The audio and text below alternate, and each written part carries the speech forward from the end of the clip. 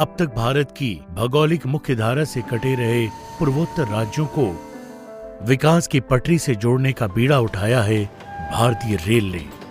भारत सरकार ने अनदेखी का शिकार इन राज्यों में परिवर्तन के जो प्रयास शुरू किए हैं, उनमें रेल मार्ग कनेक्टिविटी प्रमुख है और भारतीय रेल पूर्वोत्तर के 8 राज्यों में युद्ध स्तर पर काम कर रही है।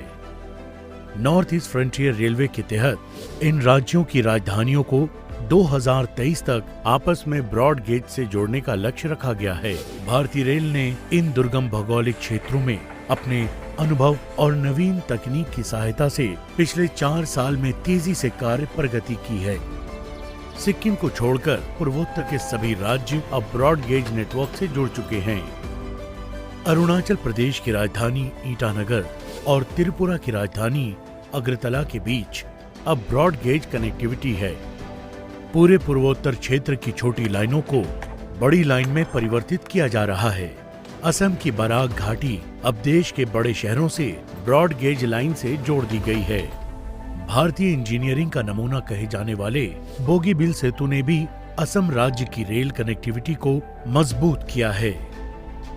भारतीय रेल ने पिछले 4 साल में पहले की तुलना में सालाना 3.2 गुना ब्रॉड गेज लाइन्स बिछाई है।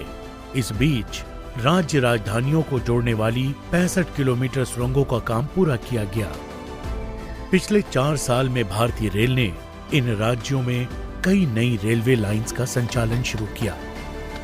इन दूरस्थ क्षेत्रों के ब्रॉड गेज नेटवर्क से जुड़ जाने से न सिर्फ इन राज्यों के बीच संपर्क तेज हो रहा है, बल्कि पूर्वोत्तर राज्य राष्ट्र की मुख्यधारा से जुड़कर सामाजिक, आर्थिक और व्यावसायिक रूप से मजबूत होंगे और राष्ट्र निर्माण में भागीदार बन सकेंगे। एक राष्ट्र, एक रेल, भारतीय रेल।